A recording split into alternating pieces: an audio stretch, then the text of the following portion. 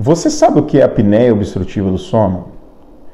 Certamente você deve ter ouvido falar sobre esse termo, apneia, mas você sabe o que significa essa doença chamada apneia obstrutiva do sono? Qual é o mecanismo dela? Como ela é causada? Quais são os sintomas associados? Quais são os fatores de risco associados à apneia? E como a apneia deve ser tratada? Essa é uma condição muito comum no nosso meio. Estima-se que aproximadamente 1/3 da população brasileira sofra de apneia obstrutiva do sono, mas é uma doença extremamente subdiagnosticada.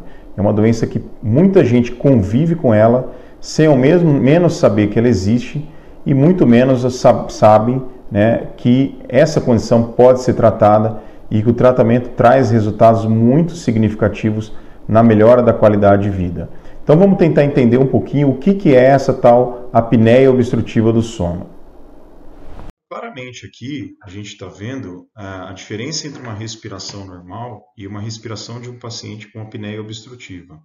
Do lado esquerdo, reparem que o paciente continua respirando durante o sono e o ar entra normalmente, né? O ar passando ali pela via aérea superior e entrando ali no pulmão de uma maneira regular. No lado direito é o que acontece no paciente com apneia obstrutiva.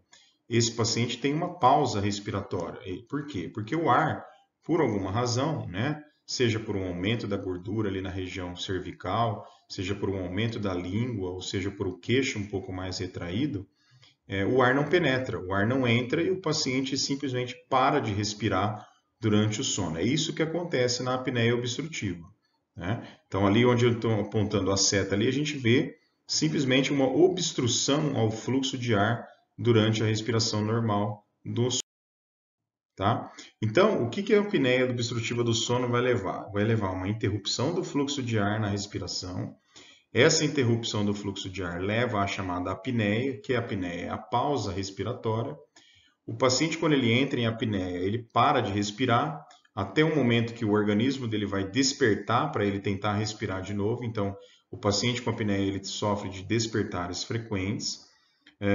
Pelo fato dele ter vários despertares durante o sono, ele tem um sono que a gente chama de sono não restaurador, que é um sono de má qualidade, e isso vai levar a um cansaço crônico e um sono excessivo que esse paciente vai ter durante.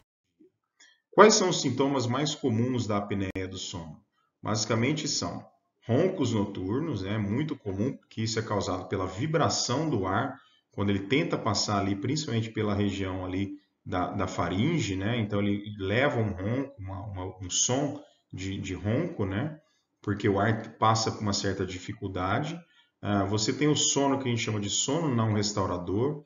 Por quê? Porque o paciente dorme muito mal à noite. O paciente dorme mal porque ele fica toda hora acordando por conta da apneia, então ele vai acordar no outro dia cansado.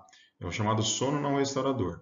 Pelo fato dele ter um sono não restaurador, sono de qualidade ruim, ele vai ter muito sono durante o dia. A sonolência excessiva durante o dia é uma característica da apneia. Isso leva a dificuldade de concentração, dor de cabeça matinal, uma série de sintomas aí associados à apneia. Quais são os fatores de risco principal? O principal fator de risco envolvido na apneia do sono é a obesidade. O paciente obeso, né, ele tem um maior risco de ter a apneia do sono.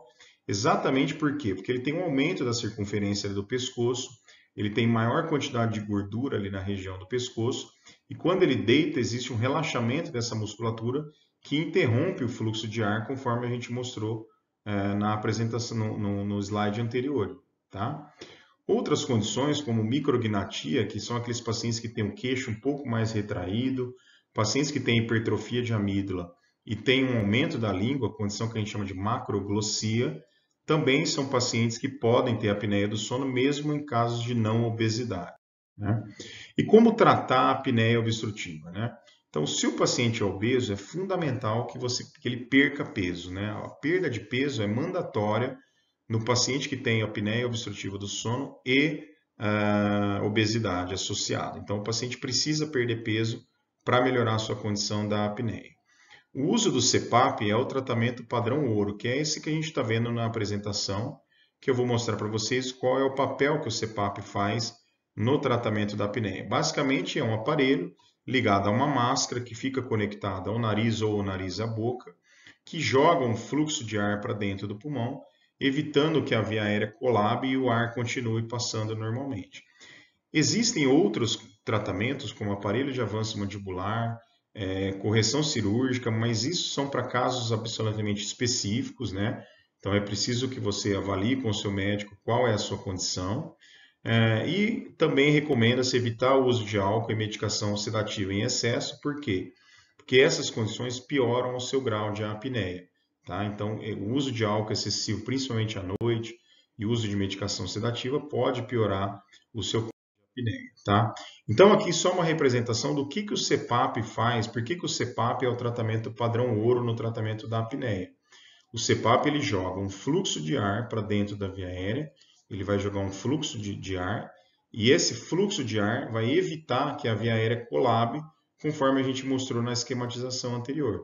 Então, esse fluxo de ar dentro da via aérea, ele mantém a via aérea aberta e o paciente permite, né, que o paciente continue respirando normalmente durante o sono. Esse é o papel do CPAP, por isso que ele é considerado hoje o padrão ouro no tratamento da apneia do sono. Então, vocês viram aí, nessas ilustrações, como que é essa doença, qual é a condição dessa doença, né? Como que é a fisiopatologia dessa doença, o que causa essa doença, né? Quais são os sintomas associados e como deve ser o tratamento. É muito importante, se você tiver algum tipo desse sintoma que eu mencionei, roncos, hipersonolência, se o seu sono for um sono não restaurador e principalmente se você tiver algum fator de risco, especialmente a obesidade, que você procure um profissional para fazer o diagnóstico de apneia obstrutiva do sono. Porque o tratamento da apneia, né, ele traz melhoras significativas não só na qualidade do teu sono, como na qualidade de vida e na prevenção de algumas comorbidades que podem vir associados com a apneia, como, por exemplo, a hipertensão arterial, como, por exemplo, o maior risco de você desenvolver doenças cardiovasculares e cerebrovasculares quando você trata a apneia obstrutiva do sono.